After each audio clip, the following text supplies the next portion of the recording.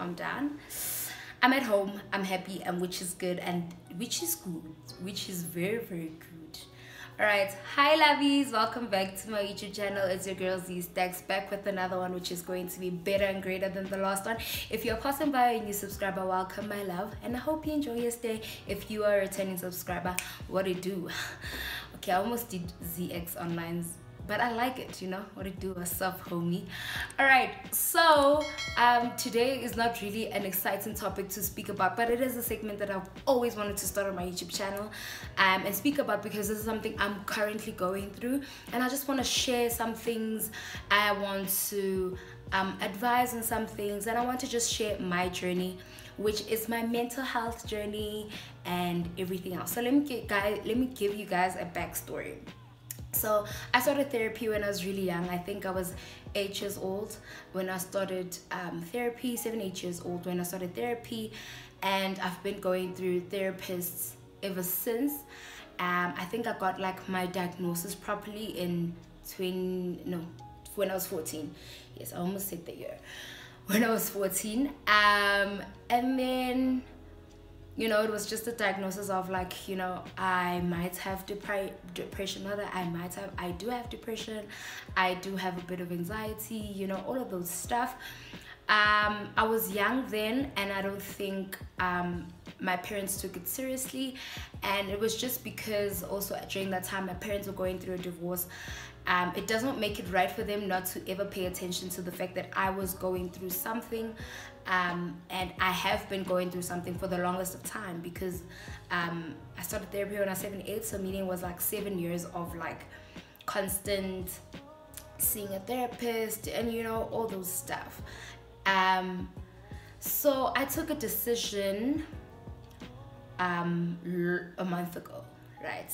Because a month ago, that's where like things really turned for me. So for like 14 years until I got into university, I never really saw someone, because I just thought I'm doing okay. Also because of the years of therapy, you have learned techniques and ways to live with your hurt, your pain. You do have techniques to relax. There's things you learn in therapy. It's like an everyday job. And because at that time I had already thought, what, I'm okay, and whatever the deal is. So in 2019, I started therapy again. At the beginning of the year, I wanted to see a therapist, and I did. And I was just like, what, dude, like, let's really like do a diagnosis, because I really want to know. This time I really want to know, because that time it could have been an issue of it's just divorce. But I don't know why I was adamant and knowing at that time when I already knew, because having depression, it's not like sadness. Like you actually have an illness that you live with, and there's triggers that you deal with. But at the time, like, I don't know why I was so adamant, and when I was given the diagnosis, I then pulled back from therapy. I was just doing it because I was diagnosed, not necessarily because I wanted to work on myself at the time, not necessarily because I wanted to be a better person or heal from whatever, or whatever the issues are that were presented at the time. I was just there. I would call in, we would have video calls at the time because it was Corona, and I would just like literally just sit and listen and not participate. A month ago, I had a bad relapse. Like, couldn't get out of bed. I didn't want to brush my teeth. I didn't want to bath. I had bad anxiety. I could not sleep. I was very insomniac. I had body dysfunction. So I'd get like sick randomly, like actual sick. I'd get flu. I'd vomit. I'd get like actual sick, and for the longest, when that happened, I thought it's because I'm sick. Like when I was vomiting, didn't want to bath, didn't want to wake up, until it always started as a mental issue, until I couldn't do my schoolwork. I was just doing work, like I was going to work to do work. I was not enjoying work anymore. I was just a person, I was living outside of my body. My body was doing all these things it needed to do, because I had assignments, I had this, I had that.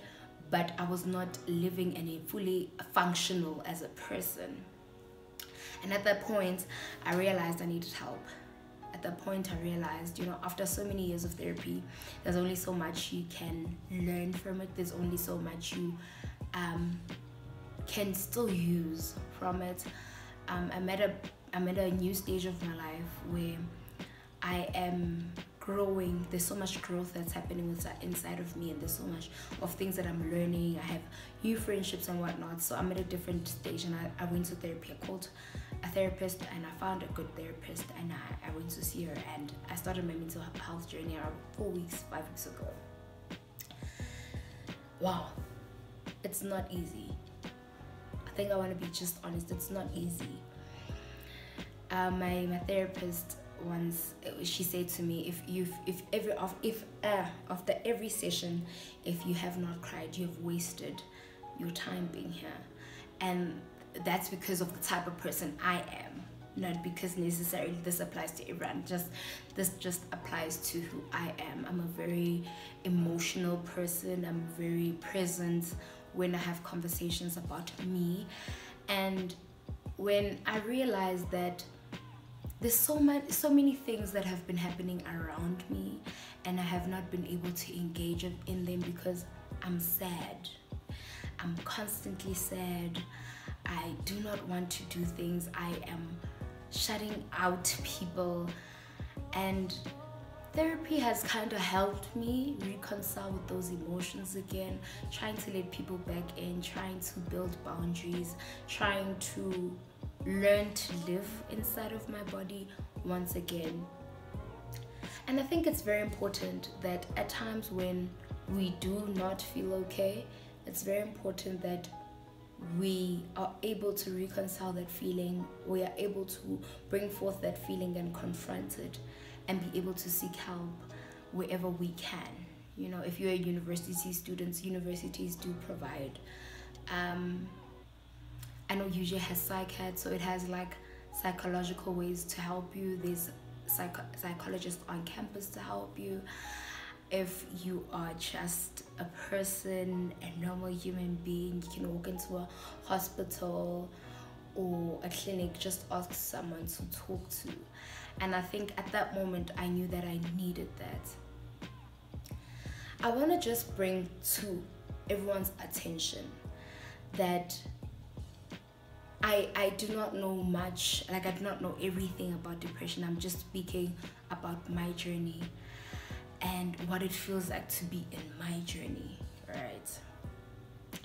Another thing is that a lot of people just think just because you have symptoms of sadness, like of depression, you do have it. It might be just that you're just going through a tough phase in your life, a tough week, a tough day. It's not really a bad life, it's just a bad day. So it might be that. Don't think that just because I have presented my symptoms to you that I couldn't sleep, I couldn't do this, I couldn't do that, you are now depressed as well. Do find out if you are depressed. Do go through the process. And what's important about going through therapy that I've learned is to engage in the process. If you are not willing to give in to the process and trust your therapist and trust this process, then it's not going to work. Like for me, like I told you last year, it didn't work because I was like in a, what's that thing guys call, like when you are just moving, like you are not doing any, you're not productive, you're just there, and that's it. So I was in that place for a very long time, but now I'm back and I'm working on myself and I'm appreciating everyone that's around me, and which is so lovely to see, which is so lovely to understand. It is so great to see that what therapy has played in my life and what the acknowledgement of my actual illness has brought into my life. Sure, that's a lot that I'm speaking about and bringing forth on my channel. But yeah, this is what the segment is about. I would like to also bring people onto the segment and just speak about literal points of articulate ourselves the best way we can to describe certain things and to tell you guys about our journeys. But my journey, it's an ongoing journey. I'm seeing a therapist, I am, you know, talking to someone, I am dealing with my problems and dealing with my demons. It only becomes a problem when you do not deal with the problems, because then it creates bigger problems. You know what I mean? Now you've created a wall of like a wall in which a defensive wall, because you're hurt or you're pained.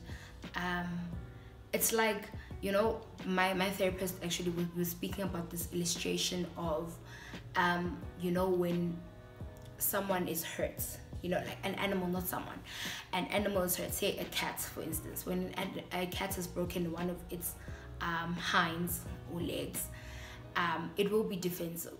And that's what the instinct is, even for humans, that even if someone tries to help you, like the cat would react, it will try to bite you, would try to, because that's the instinct that I'm hurt and I need to protect myself from this hurt. But sometimes it is very necessary to give in to the process, and very, very, very necessary to be intentional about healing your pain, about finding ways to deal with your triggers, and, you know, finding a place in yourself to be okay. Alright, lovies, that was such a deep sit down, but yeah, I really wanted to start the segment. I hope you guys enjoy it. Tell me what issues or topics do you guys want me to discuss about concerning my journey. If I cannot tell you enough, I will do research to give you guys more information about it. Hope you guys enjoyed. I love you guys so much. Thank you so much for your support, guys. Thank you so much for your support. We're on the road to 500 subscribers. I'm like, guys, you know what, I'm really, really happy about you guys' support towards me, showing me love. Don't forget, click like, subscribe, notification bell, comments. Don't forget. All right, see you guys in my next video.